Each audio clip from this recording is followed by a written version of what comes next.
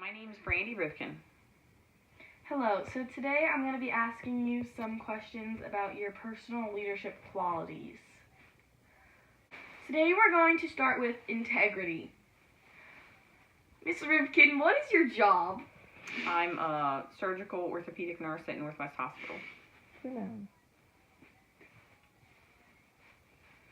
As a nurse, I assume there is a code of confidentiality. Has there ever been a time when you were tempted to break the code of confidentiality? Well, under certain circumstances, we have to break that code, such as if somebody threatens to hurt themselves or something like that. But besides that, no, because we would get in a lot of trouble for breaking HIPAA violations. So, have you ever treated someone from Gristel Academy? possibly, but I would not be able to tell anyone. Oh, darn. Call if you suspect someone is stealing at work. I guess just basically going to our manager, or, if it's something seriously bad, I guess you'd go to security, but really, we would just go to our manager. What would you personally do if you saw someone you were close to at work stealing something as serious as prescription drugs? Well, prescription drugs you can't really steal from the hospital very easily because everything's kept in a locked AccuDose computer, so you have to count them before and after. So that makes it kind of difficult. But if I did suspect somebody was doing that, I would not confront them personally. No, I would go to my manager because I don't feel it's my responsibility to actually confront them. Has there ever been a time that you felt it was necessary to lie in your job, either to spare someone's feelings or for any other reasons? Some of the patients that come in and have plastic surgery and they ask you, well, how does it look? Well, it looks terrible right after you have surgery, but you don't tell them that because they just paid a lot of money for that. So yes, you tell them it looks good. Alrighty. Next we're gonna move on to self-discipline. Is it ever difficult for you to be around people who are sick all day, every day? Yes, at times it is difficult to be around people who are sick all the time because some of what goes along with people being sick is really disgusting. So that part of my job is not enjoyable at all. Things like vomit and feces. Okay, moving on. Is it ever difficult to keep what happens at work, or do you feel as though you need to unload on someone? How important is for you to have someone to just listen? Sometimes definitely my family hears about stories, but they just hear general stories about like someone they don't have any idea who it is or their name or anything like that. So that's kind of who I talk to about things. Okay. Do you ever get frustrated with difficult patients? Yes, we definitely get frustrated with difficult patients at work, especially patients that have like psychiatric issues or older patients who are confused, and there's really nothing you can do to make them understand like that you're there to take care of them. But it's just kind of part of your job. So, how do you deal with it so you will not lash out at the patients or at anyone else? You just understand that that's, first of all, it's part of getting older. They can't really help the fact that they don't understand things or that they're reacting to anesthesia poorly. It's easier with the older people than it is with younger people who just have psychiatric issues. But again, they have a medical condition too. So and it's sometimes like maybe you just can't deal with them for 2 days in a row. So you have another nurse pick them up the next day so you don't get so burnt out with patients that are exceptionally difficult to work with. Next, we are going to be moving on to security. Have you ever felt threatened or been threatened by a patient?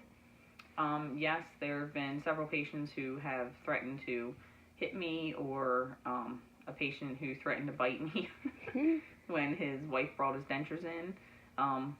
But there's lots of patients that will threaten that they're going to hit you or something like that. How do you deal with that and not carry it with you to the next day?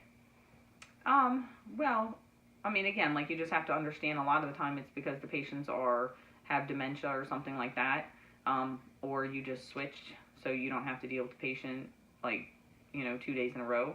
And there are, certain circumstances where we actually have to restrain patients to keep the staff safe. It's kind of like the end or the last resort, I guess. Has there ever been a hospital-wide security issue? Yes, one time when I was working, there was, they called a code, which was an active shooter code, over the intercom. So somebody up in the psychiatric ward had actually, had like called in a threat or something, but the police actually thought there was an active shooter in the hospital. So we had to lock down the unit and hide in like our charge office while we thought they were we thought there was an active shooter, and the SWAT team came and went room to room looking for someone. How did you come back to work and feel safe? So it actually ended up just being a joke from a psychiatric patient. So it was never an active threat.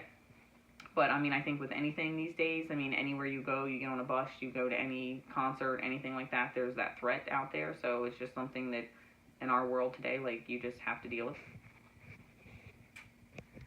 Have you ever felt like you were personally being targeted by a patient? Not personally. I mean, normally when patients are lashing out, they're pretty much lashing out at anyone who's providing care to them. They're just frustrated with the situation, or they're frustrated with the insurance company, or, something like that. It's not me personally that is really, the brunt of their anger. It's just I'm the person that's in front of them, so it's easier to lash out at me. Has a patient ever gotten violent or angry to the point that you were scared to treat them? There is 2 patients in particular that I refuse to care for. One of the guys, I had him a couple times, but then he had actually hit multiple staff members, punched them in the face and the head and, different body parts, kicked them, and it got to the point where most of the staff, like, refused to take care of him because we were, so jumpy around him. Like, it just, if you're actually fear for your safety, you don't want to do it, so. Now we are going to ask you 5 hot seat questions. Dun dun dun! I want you to answer these just quickly, like the first thing that comes to mind. Okay. Ready, set, go! It's okay. What 3 words would you use to describe yourself? Sweet, honest, and funny. Wow, that question was Funny. supposed to be about humility, but No. okay.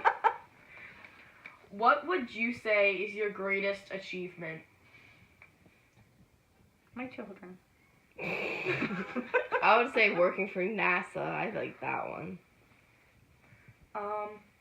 Who was your role model as a child? Well, when I was a little bit older, I would say G.I. Jane. Well, Demi Moore in G.I. Jane, because I had wanted to go to the Naval Academy, and, there wasn't really a lot of women back then that went to the Naval Academy, and for her to be in the movie as a Navy SEAL was kind of cool, so. Did you go to the Naval Academy? I did not, but wanted to. Next question. If you could buy a yacht, what would you call it? So it would be A cubed, because I have 3 daughters, Alana, Ashlyn, Avery, and they all start with A's, so. Alrighty. Beautiful. Final question.